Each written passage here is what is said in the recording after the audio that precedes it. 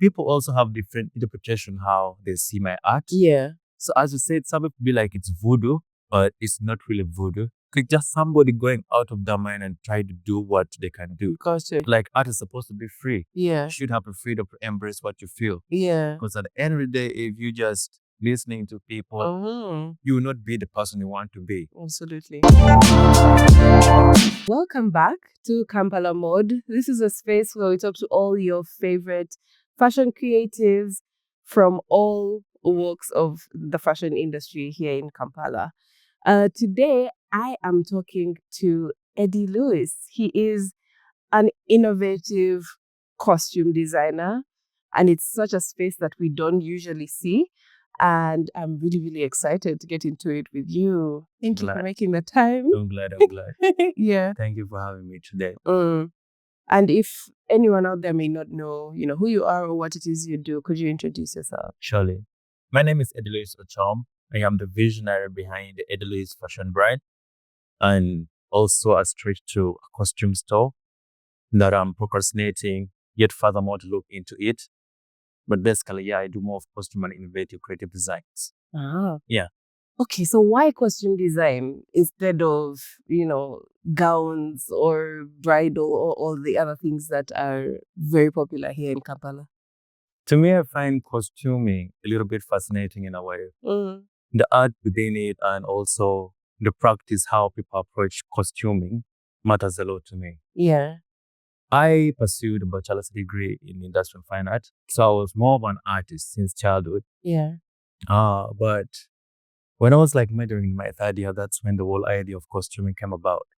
I tried to incorporate the art I had within me into something more tangible and 3D, in that people could understand the message maybe I could pass, because over time I felt visual arts like painting and drawing doing at the time became a little bit boring to me. Okay. And some challenges like I was facing and couldn't keep me going further with drawing and painting. Yeah. So I had to switch into costuming because the art within me couldn't just let me be at ease.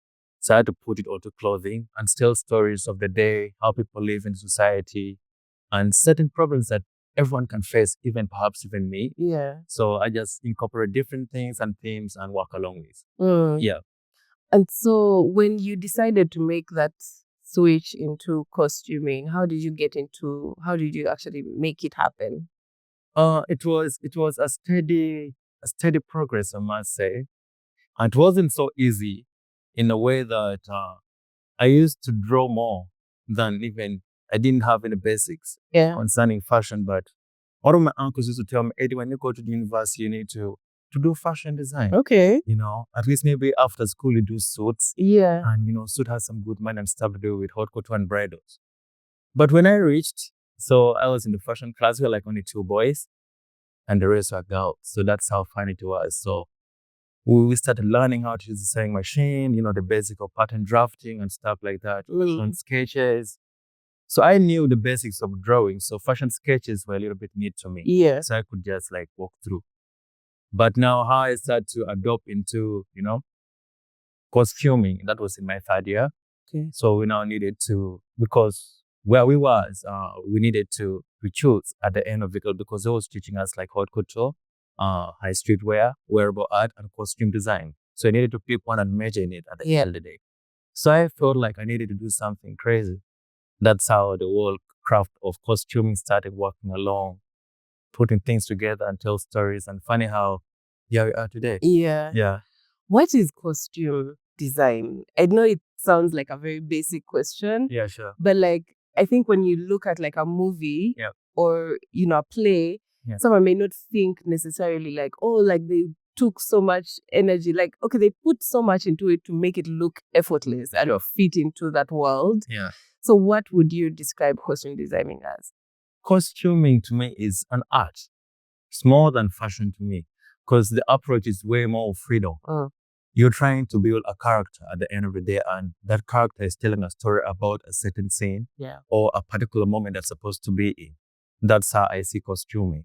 Reason being, at the end of the day, if somebody's not dressed well basing on the scene that you're shooting, then the whole scene is dead. Right. Because if it's a poverty scene, then the costume has to really speak like, yeah, this guy is really poor. like you see, all tattered and rugged up, and can't speak the story. I'm laughing. There's a joke online about Korean movies, Korean dramas, and how they will portray this like the poor girl in the situation. Sure.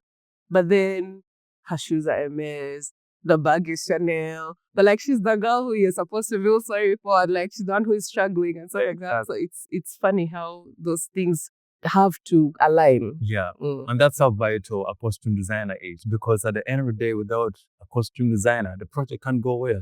You need them to really put all the things together and make the movie what it is. Yeah. You get. But it's a little bit hard because it takes a lot of work and a lot of research, but along with you get used and you get to like it because you're passionate about what you're trying to do. Yeah. And you get well with it. Yeah. Yeah. Because I feel like it's very, very imaginative as well, because it many times you see, especially at least with the work that I've seen you do, it doesn't usually come with a very easy reference. No. You get like, you don't just start from like, oh, let's try and make, so and so, but it's this whole new in my fantasy world, and then you're bringing in this character that embodies all these things. Yeah. How do you approach a new project like that? So basically, costuming has different categories, and I was still in the hour of finding who I am really. That's why I've been rushed so much to put myself out there in the industry of movie industry in Uganda. It's interesting how the creation bit is also, as I said, it's imaginative, because every costume designer has a different approach to how they see a character. They may give us a script right now and they be like, oh, we are building a character that is, a lady who is having a lot of powers and, she's all that lady for. And you may interpret how the costume is supposed to be like different. Very differently. So it depends on how creative someone is. It all narrows down to the costume designer and involves a lot of research. So when you get the script, maybe perhaps it's a short play or a short film they're trying to shoot, or even a film perhaps, then you need to break it down, you need to research, make random sketches and see how you can build and make the whole line seem like, this is what they're really looking for. Because at the end of the day, the directors are going to be like, okay, so what do you have for us? We trusted you as a costume designer, so we need this part to look like this exactly. Right. So it's very vital, and I find it interesting in a way, because like the way I approach costuming, I do a lot of upcycling, but more accessory type. Yeah. And I construct every garment. I have a couple of teams I work with, but the whole bit of creativity needs me to be by myself. That's when I sit alone and really think that I feel like I need to put this there, I put this here, I remove this, I make it tattered, I rug it up, I dye sometimes. So it's a whole, playing around. If you're playing around, in the long run, you find something you're like, no, I think this is what I'm looking for. Yeah. I mean, that sounds a lot more intuitive, because I also wanted to know, like, how closely do you work or, follow the director's, vision? Because sometimes you may be like, is this something that you're going for, or is it something whereby you're just like working on what you feel like that this embodies this character, and then later on it's like you tweak it? I must say that is more of back and forth conversation with the producer or the director.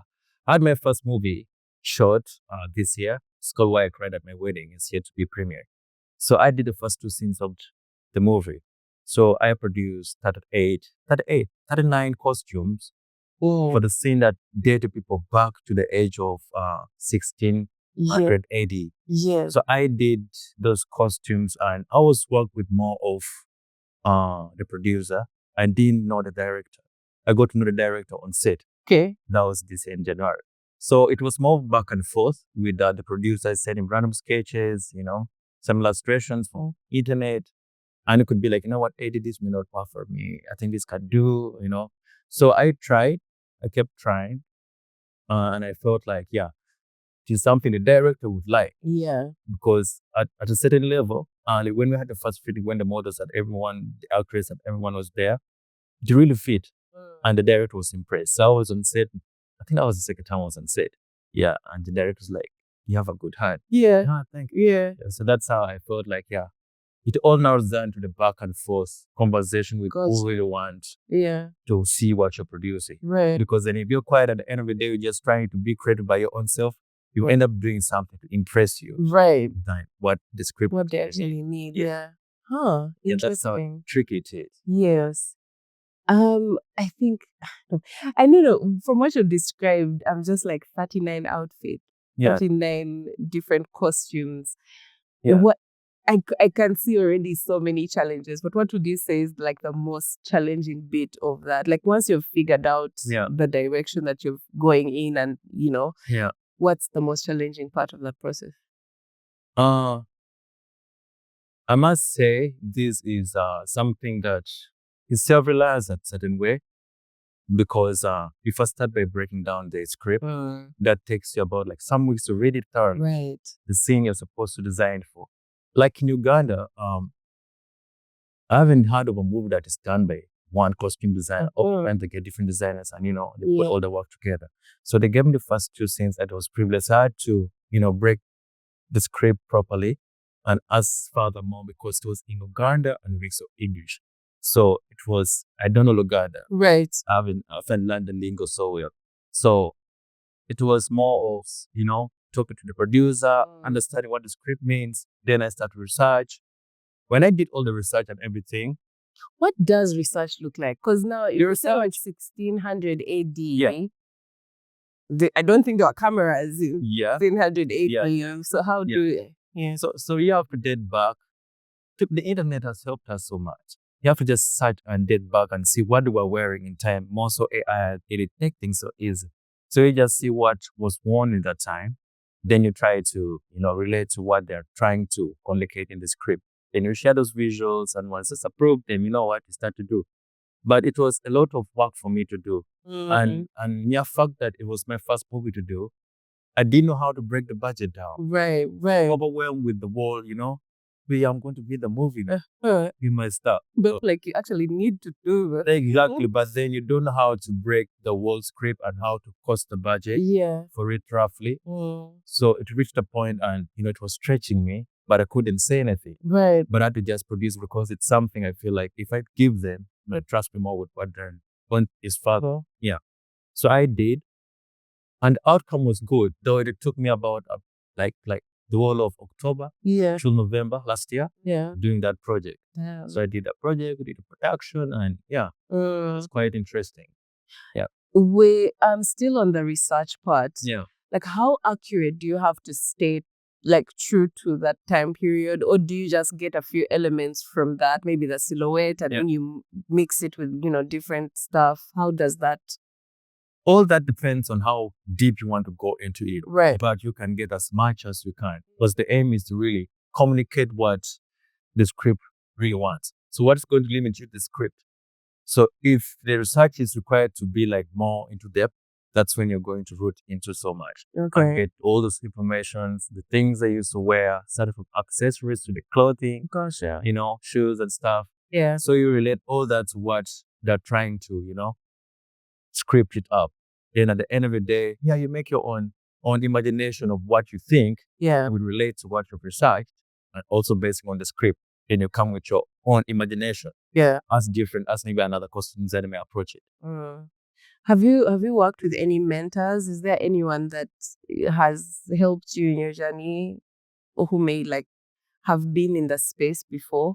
Because like I can't off the top of my head think of a costume designer in Uganda. Like that's not something that I've never actually paid attention to until very recently. Yeah. So I'm curious. There are quite many costume designers because Uganda is now, doing good in the movie industry.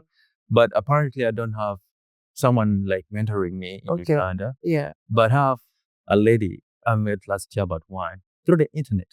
The lady that designed the book of Claret, she's called Antoinette Mesa. She's American. So we text randomly like, I like your work. Like, are you a costume designer? Like, I'm aspiring to be one. So like you need to go to school and you need to learn how to do costume. Well, in Uganda, you don't have a school that teaches costume, right? But there's fashion schools on Institute, so many. So I was like, how can I do that? The online classes go. So you just need to, Have you taken some online classes? Okay. I think some really helped me because then you have to understand how to break down a script. Right. Yeah. So I'm still taking on based on what she referred to me. So I really chat, but I keep telling her, I like costume designing and I would like to be a costume designer. Right. I would like to do fashion art. Yeah. Like this one is fashion art to me. Yeah. Because it's the art that speaks, reminds someone of what they saw before, but it's not what actually they saw. So it's just like a narrative and, it's all composed of colors flowing here and there. Let's talk about this piece though. Wow. Yeah. I really needed to see like your work in person. Like this, okay, to me, when I first look at this, I feel like, Pirates of the Caribbean. I'm seeing, like this is kind of like a flask of like ocean. Yeah. And then the skirt, like you guys may not see the skirt really well, but like it's like very flowy and layered and stuff like that. Yeah. Talk me through this. So these, as I was like trying out after my first project I did at the university, I just wanted now to explore more. I'm not yet good at costuming, I must say that. But since last year, very humble. Yeah, since last year, around February, I decided to start a project, my own project. I just produce random stuff. So this was the first costume in that collection that I'm trying to work on, and probably might finish it all with the documentation this year. This is called Goddess Aloria. Okay. She's from one of these desert land and where people used to really believe in her. But to reach a certain point and she lost her powers. And people could no longer believe in her, so she had to exile herself. Then you're seeing her returning back to the land. Okay. Claim back her powers. Yes. In search of the stone of tears that she used to control the people with. So basically, that's the whole narrative. I just be having in my head. Interesting. I read a lot, so I get stories from different sorts. Yeah. Then I put them together and be like, oh, wow, wait, what kind of stories do you like to read? I read random books. Yeah. And I don't finish them. That's kind of bit. That's so real. So I read random books and I hardly watch movies. Okay. I don't have time to sit and watch. Yeah. I'm oftentimes listening to podcasts and music. I like music a lot. So I read some books certain times. So I get all these things together and like what kind of books? Is it like fantasy books? Fantasy books, adventurous books. Yeah. Some bit of science fiction too. I like science fiction because it shows me how someone can really, progress through the advancement in technology at once. So I keep trying out. And honey, I've never finished a book. Yeah. That's so interesting. So I just be trying out. But the only thing as a costume designer, if you want to like really, really be someone that you master that craft, you should just be yourself. Right. Because I looked around Uganda and people are really doing nice haute coutures, bridal wears, and they're really cashing out. Yeah. Like they really have a lot of money on what they're doing. But this is something that ties up your money and it takes a cup of money. Right. But I'm seeing the fabric that you use is a lot, the different elements. Sure. And it takes one to have a good eye to choose certain materials. Yeah. Put it all together. So all that narrows down to the art that you have. That's why costume designers are way different in their approaches. Yeah. This, for example, did you make this? I didn't make that. Okay. It was upcycled. It was one of the accessories that was walking like along a window. Yeah. I sourced a lot from a window. Okay. These are more of discarded. I must say that like we couldn't take it serious. They're just there and that's quite a little bit affordable. So I just go and pick all of them. Okay. Create a composition.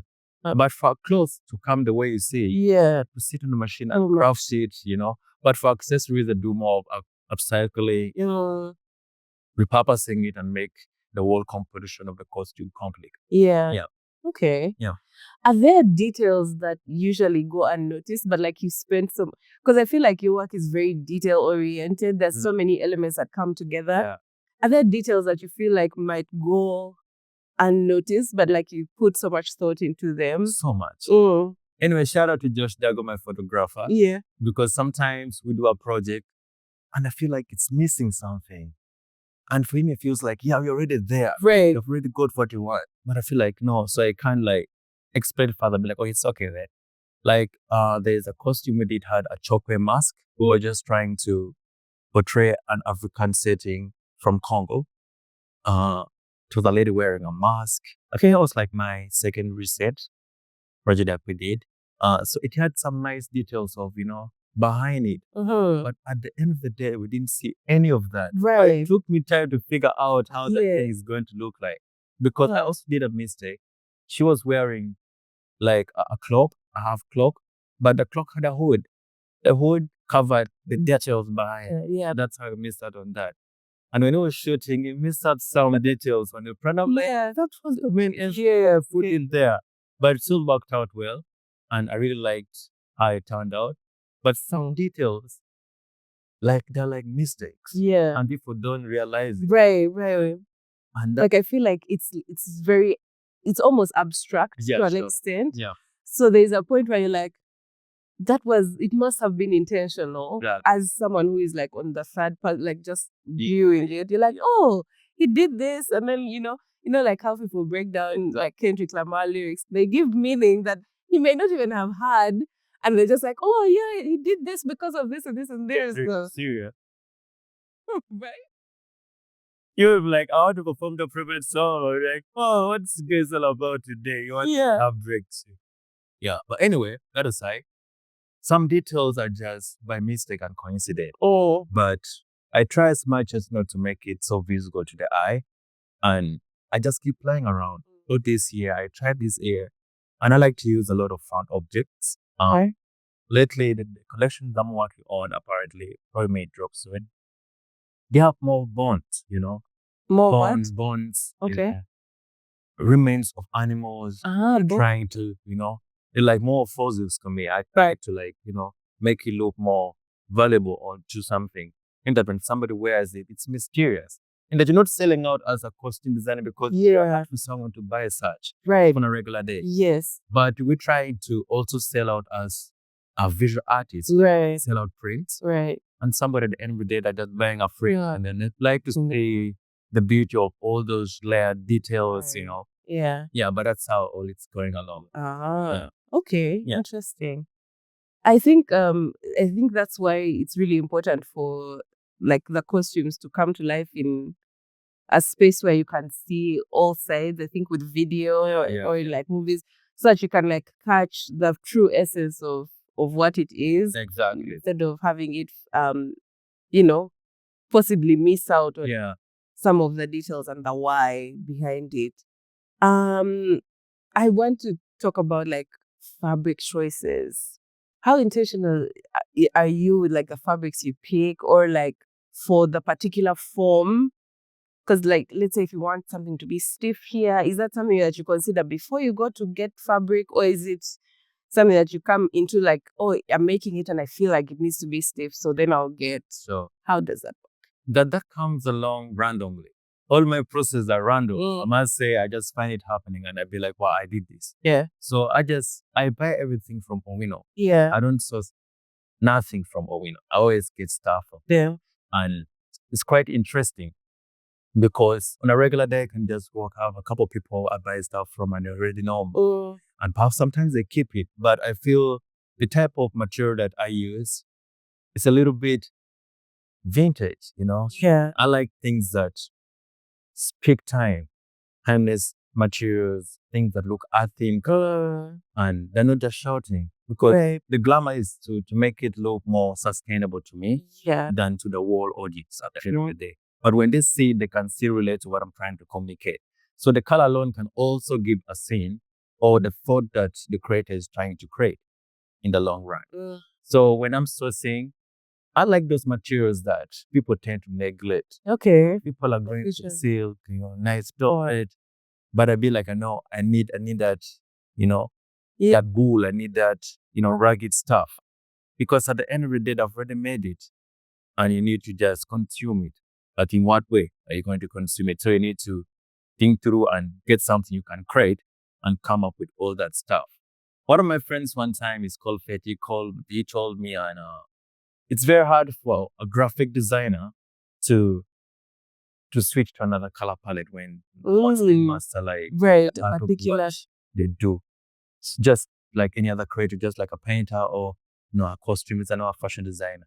So you just feel stuck, and switching to another modern type of style might be a little bit hard for you. And the type of work I do, I feel I'm still in those days of the medieval, Yeah. and it gives me the ease to communicate, because back in the day, if you stretch back like in the series like Vikings, there was a lot of using things as raw as it is. Right? You just get a polar bear, the kid, and they just, use it the way it is. So all those things are aspects people tend to ignore. But if it comes to costuming and you put it in real life, Yeah. it really speaks a lot of art. And when people be like, wow, how did it get to? Interesting. Yeah. So when you think through, it's only a costume designer that can, analyze that. So I Yeah. feel like costuming is way more than fashion. Right. But you need to have a very good fundamental of fashion Yeah. beginning, so that you can know how to draw, make patterns, cut, and, play around and make characters. Yeah. So of all those, the research, the sketching, the patterns, the blah blah blah, Yeah. which is your favorite part of the I like process? sketching. I have so many sketches Yes. that I haven't even made the costume. Right. But now I reached a point, I now do the costume first, then I sketch, because the imagination limits you. If you have something already drawn, you kind of follow it. It's not like a suit, you have to follow it. But this one involves putting here, moving there, switching stuff here. So you have to draw it after. Because those sketches at times it helps you when you're like looking for opportunities or make like a portfolio. Yeah. People like to see the process of that work, and they would like to be so interested to see how this was 3D work came about. So when they see the patterns made, the sketches are also done, it gives them, the zeal to push you. Yeah. Surely. Oh. Yeah. And the worst part? The worst part of it is the thinking part. Okay. It takes a lot of brain and days. Yeah. It takes a lot of brains, and because you're trying to make it look different and something that is not within us here. Yeah. Something out of somebody's head. So you're putting things together and looking for something. And if you feel like the costume is not yet done, cannot be shown to people, you keep looking for that thing till when you feel like, I think this is now, visible to the eye of other audience as well. Yes. Yeah. I'm very curious about the reactions that people have had to your work. Yeah. Like, especially like seeing it in person. Just like Tazubone said, at the beginning, the congratulations are way too more than the support. People say, hey, I love your work, but they like not the audience I'm targeting. I might be striving to something way bigger. But they be showing love, and they're like, the art is too much. Yeah. You try to put us into a zone where, out of this world. I'll be like, I think that's how it should be. Yeah. It should be the other one you're thinking you're in. Right. Yeah, because I feel so many things make me great. Some people are depressed, some people are stressed out. But when they see such type of work, they get into imagination. And it's like escapist, like yeah. So it's not like a therapy, but I'm trying to create something more of an interesting approach to art. Yeah. Because people have made art look like supposed to be just, drawing, painting, sculpting. But you can play around with fashion too, and just be out of it all. Yeah. Unique of it too. Yeah. Because I feel the other part about how people perceive things is I feel like Ugandans are very conservative to some extent. Very. So I'm curious about whether they have seen it and they're like, is he trying to give us witchcraft or, those, traditional things? Yeah. Especially now, like when you talk about like the bones, I'm very curious to see how that would be. But I'm also very curious to see how the lay person would interpret that and see that and be like, yeah. I'll be having bones where I work from. And also at times I get scared. I'm like, oh, these things are here for me today. So, but it's all nature. Things God created. And sometimes people eat monocoin and stuff. And they just discard this thing. So fossils, they can, recycle them and make it have more purpose. Because then at the end of the day, we're trying to make the environment friendly. And we're trying to make things look more artistic at the end of the day. See how we can communicate other messages further. Yeah. So I work under themes, and people also have different interpretation how they see my art. Yeah. And it's fascinating. My mom be blown at time. I should be like, what is this? What are you thinking? Oh. So as you said, some people be like it's voodoo, but it's not really voodoo. It's just somebody going out of their mind and try to do what they can do. Gotcha. Like the recent work I'm working on, it's a little bit a little bit complex, but speaks more of my story than any other project that I've done before. Yeah. So you'll be seeing it in a few weeks to come. And I believe with time, as I keep doing, I'll master what I'm trying to do. And I'll not tend to give a ear to negative. Yeah. Because it reached a point, some people are not being so positive towards what I was trying to do. Sometimes they're like, hey, it's really unique. Some people be like, take it somewhere. But I was forced to do a project called Ikigai. It was a Japanese type of, costume. Yeah. That Ikigai was just a Japanese phrase that means Right. the purpose of someone being something in life.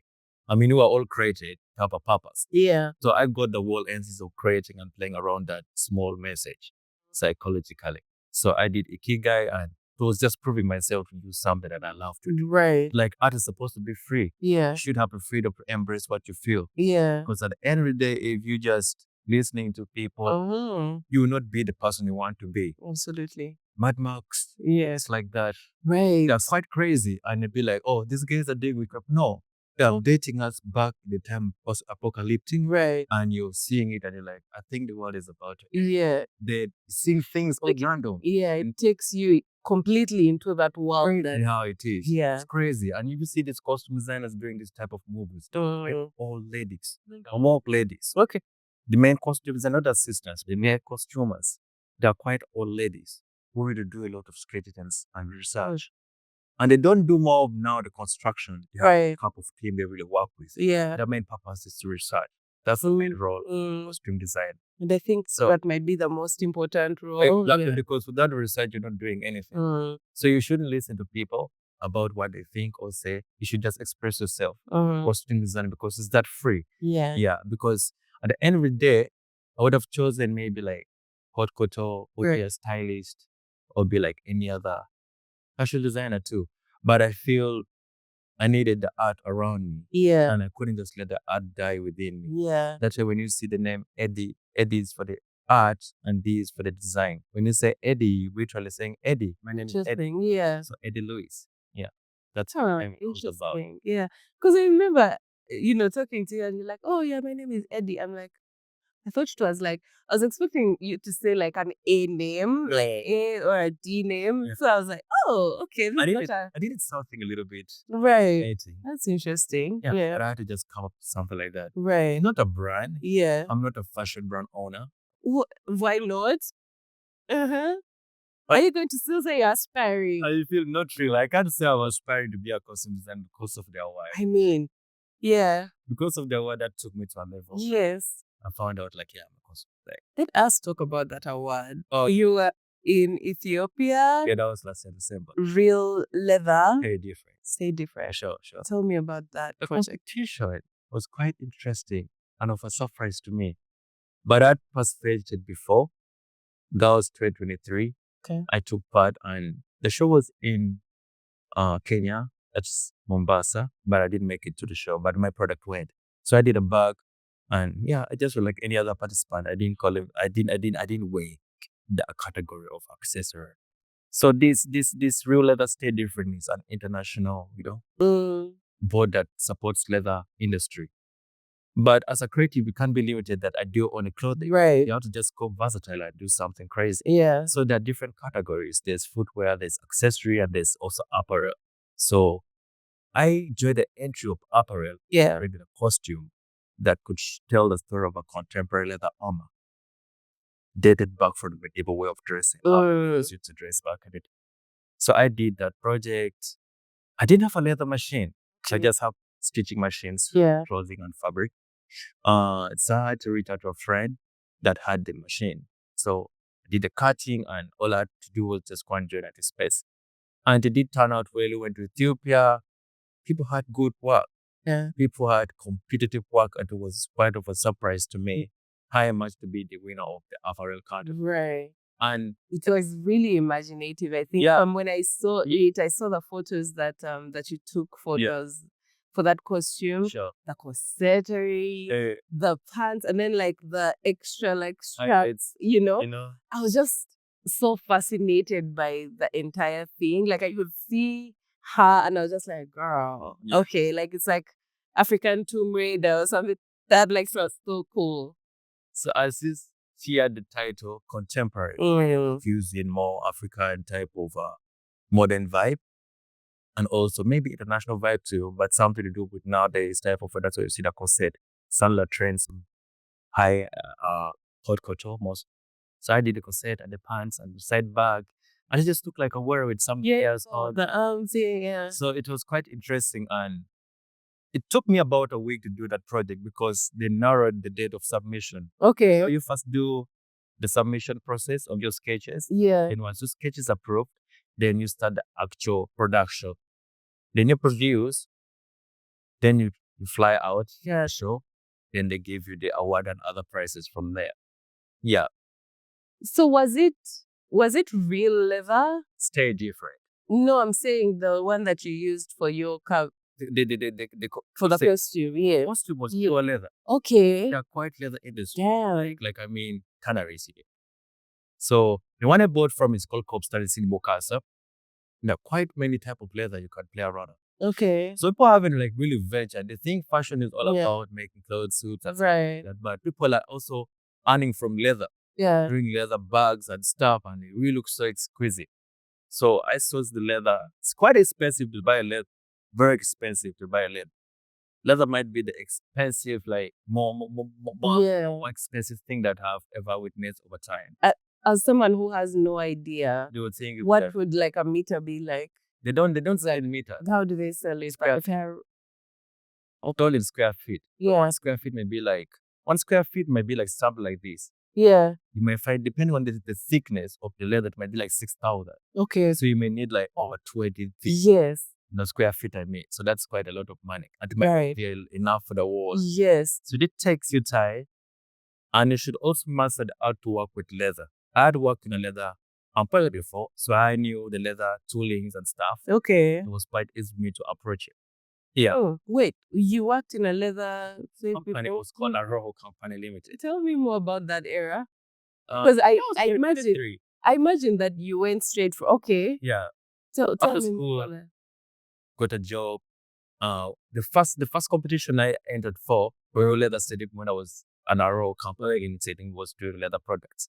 It was quite a nice experience I got from there because it taught me how leather reacts to machine, how should be treated at the edge. You don't overlock leather. Right. You don't do it like fabric is done. So you have to just use different edging coats, different ways of how to beautify it and stuff like that. But at the end of it all, I got a lot of experience. Yeah. Yeah. I had to be someone out of it too. Interesting. Yeah. And so you left officially to like do this on your own, or how did that transition go? I just had to stay back. Yeah. And figure out what would work best for me.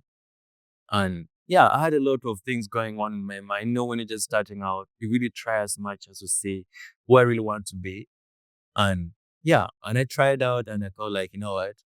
I think the job is good, but I feel like I need to really explore myself too. Really food, but okay. Okay. And I told her, you know what?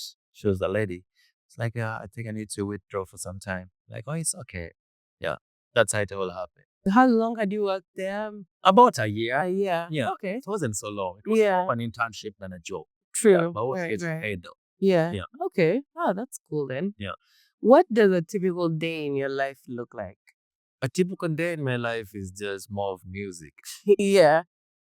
When I'm listening to music, I get a lot of inspiration from what people say. I like old music. A lot of versatility in music. From where I come from. I'm from the northern region. Yeah, I'm from Gulu. Okay. So I listen to type of craft. Listen hip hop, raps and stuff. All that stretches me and podcasts, and I feel like, yeah, there's so much going on in people's head. I'm really coming up with different conversation and stories to tell the world. Yeah. Yeah. So a regular day for me is just chill. I don't like to do too much. Okay. I don't turn up for parties so easily. It's so hard for me. I like to be home. I like to just be by myself and just do what I feel it's right for me. Because being out there, you can get troubles too, though. So I like to mind my own business. I just like to. But it's also very important as a creative. Yeah. Also reach out to other creatives. Definitely. There. One time I saw you post on your status, keep showing up and some people will kick out. But if I end up showing up and nothing clicks up, it's also possible. Eventually, something has to. Yeah. So I did turn up at some point. I meet people, and yeah, but though I wasn't like so confident about my craft, so it wasn't so easy for me to go out there and really put out what I'm trying to do. But with time, I'm getting used to the world scene Yeah. because I didn't see myself being a designer or a costume designer. Right. I always saw myself being as an artist. Okay. Yeah. Artists are very conservative. They like to be by themselves, Ones I know. I don't know which ones, I mean, that tracks, by the way, when it Yeah. comes to especially like the really creative people, Yeah. they have a very rich inner world. Yeah. So it makes sense that you'd be more reserved or something like that. Yeah. And I think even with being a designer, like a costume designer or what, I think it still makes sense even if you're more of a recluse. Yeah. And not necessarily here, there, and there at every, party and stuff like that. Yeah. So it's quite hard to really. It's not like someone is an introvert, no. They just find it hard to socialize. So they have that anxiety. And I do personally have an anxiety. And that really forces me not to really turn off a certain thing. I haven't been to so many shows. Right. And the shows I've been to, they're counted. They're quite counted. But I'm trying to see how I can really participate further. Yeah. See how I can get some cake out of it. Yeah, true. Because I mean, the networking is where the magic lies. Exactly. But it's a process. I like a steady process. You can't just go there. You have like 2 hours. The discussion is done. You need to first do something and you have a start. To also sit on the table of men and have a conversation. So it's quite important to also have a layback and do what you're supposed to do. Yeah. And you progress at the networking session too. Gotcha. Yeah. Gotcha. Is there a dream project that you'd want to do or like a dream person that you'd want to style? Yeah. Because I feel like, I don't know if you know this guy online, Wisdom K. I know Wisdom. He's a stylist. Like when I see some of your work, I'm like, oh, Wisdom should wear something like this. Yeah. I haven't really thought of that. Okay. But I see so many guys online and they really have good work. Even in Uganda, good work. And they're really putting all their attention to the detail. All the craft is all manifested in what you're saying. But my dream person I would like to work with, personally in Uganda, I think that would be like, I like Shiva. She has a value and essence to appreciate art. Right. Whatsoever she wears. Yeah. Though she has the people she has been working with over years. Right. The people she trusts and what. Yeah. So it's so hard to reach out and be like, I really need to do something. Mm-hmm. But it's with time, Yeah. It's God's time. You just need to keep doing what you do. And surely one day they will like it. Yeah. Like, no, source. Yeah. I did too. So you just keep trying. But I like what she does. Yeah. She's on videos, performance. And people are starting to appreciate the art of costuming. Mm-hmm. We have to see the recent shows like Epas did, Yeah. Ragadi did. Even if it's Spice Diana, she had some nice costume. Yeah. So they're telling the story of their journey. Right. So they're not like really minding now of how much to spend on a costume. They're trusting the designers to do what embody their vision. Because the craftsmanship takes time and money, but now they're trying to make it easy for the artist as a performing artist to wear what they really feel like they should portray in the scene of their performance. So it's a journey. We have a pure stand going ahead for us. Right. Yeah. And when it comes to like movies, plays, is there any space that you'd want to enter? Yeah, I would like to do more movies in Uganda. I like Uganda. I don't like stuff outside so much. Okay. I'm not the type of person who like to go and work abroad. Okay.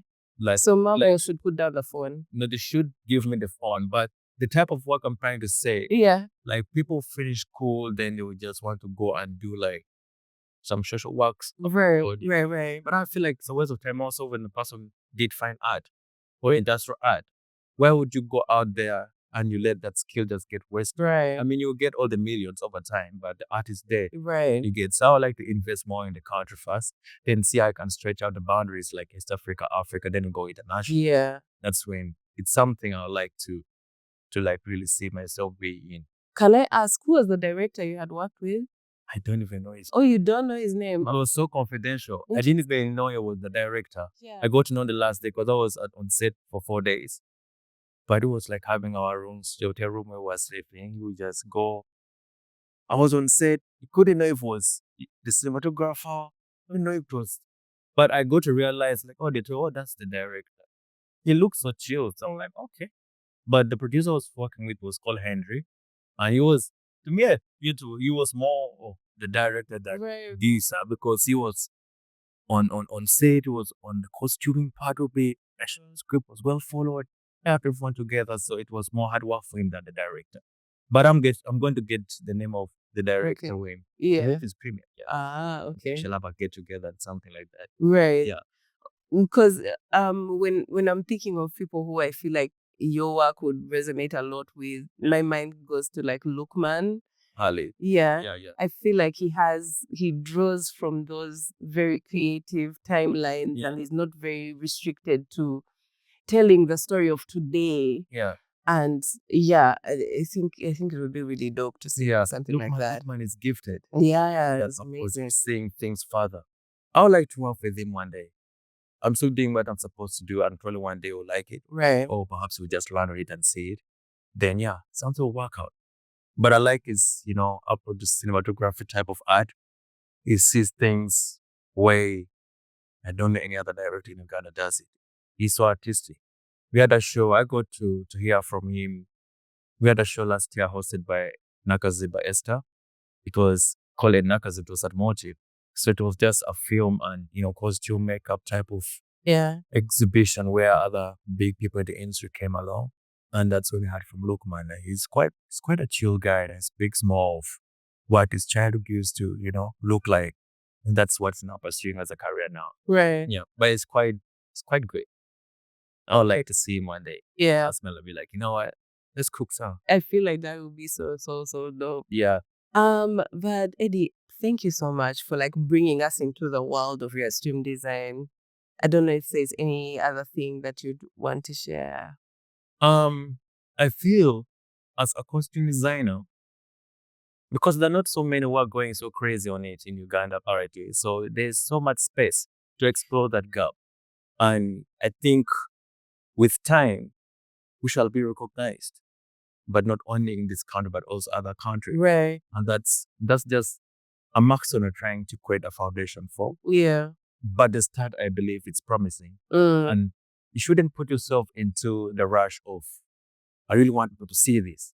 Because when you're rushing it up, the end of the day, you're going to do things just to impress the audience than what you're supposed to really deliver. Right. So you need to give yourself time to grow and master what you're trying to do. Okay. Yeah. Give yourself time to grow, to learn it all. Then with time, you find it perspective. Yeah. Find it being somewhere where you feel you had never been. Right. But because you ask yourself, have this big costume designer in Africa, in Hollywood, did it. It's quite more of try and error. Yeah. And persistent over the years. Yeah. Sometimes I get so excited when I'm working on a project. I'm creating, I'm stitching and stuff, putting accessories together. So I reach out to the photographer and be like, I need to shoot next week. Then I'll be that night after telling him, we start looking for models, and I sit by myself, I'll be like, you know what, this is not presentable at all. Because I feel maybe the message is not going to be understood or passed off well. So I procrastinated. Now I tell him, you know what, let's reschedule it, you need. So it's going to be like, man, but you're very organized, everyone. So I feel like it's not all about, delivering food.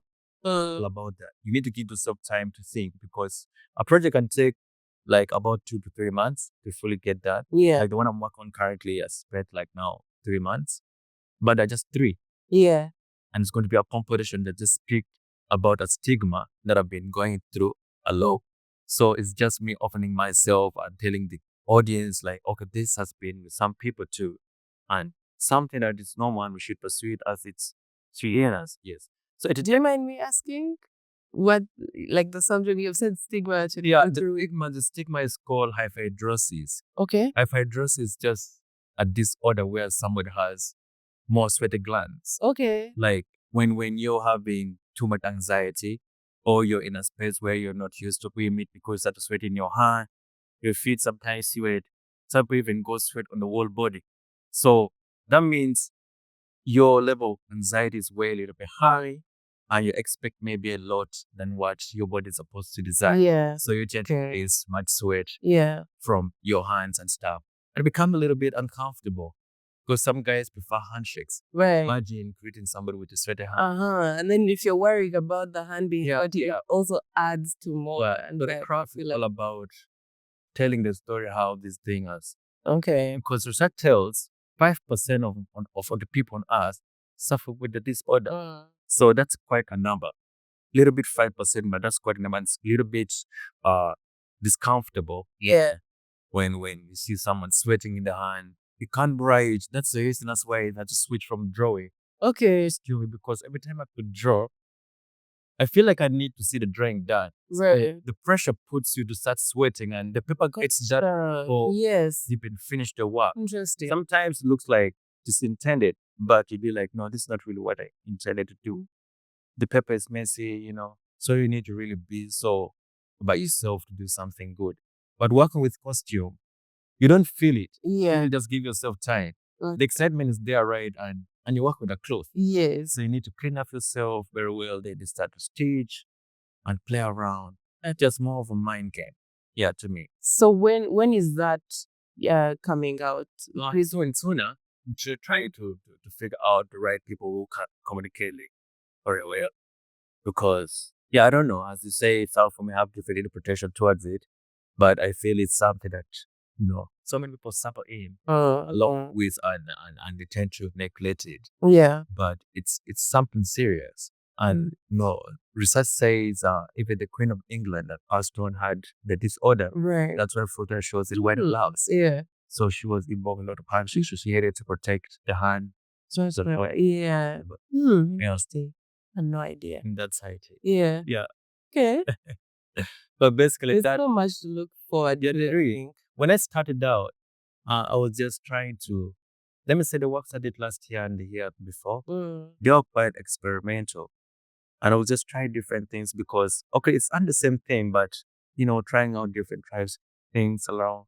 But now what I'm trying to do now is more of a story that we are trying to document that speaks about awareness and can maybe heal or solve a problem. Yeah. And give people more confidence in what they're supposed to be, more especially if they have a situation like that. Right. Yeah. We're just not doing or building a castle in the hair now. Yeah. We're just trying now to go straight into business. Like we're standing on it. Yeah. Okay. Yeah. Eddie, thank you so much for sharing and just bringing us into your world of costume design. Where can people find your work? My work is on Instagram apparently. Yeah. I'm trying to work on a website where I'm going to start putting some craft there for sale. I'm selling more of prints. Okay. And the costumes are sold at times, but my works are apparently on Instagram mostly. Yeah. I use Instagram because there's so many people to get. Twitter is good, but not to use it. Okay. But I like it too. Okay. Slowly straight. Just stretching slowly. Then with time, YouTube, Yeah. before you know it, you're having a wider, viewer audience and stuff like that. And so that people just be like, this guy didn't come from the blue. We saw him grow. Yeah. We saw him grow, and it's really been trying to be somewhere. Okay. Yeah. Yeah, that's the links will be in the description so that you can get surely to him directly. Exactly. Yeah. But it has been amazing. I appreciate it so much. Thank you. Yeah. Great. See you guys next week, this same time, this same YouTube channel. Yeah. Just here. All right. Bye. Say.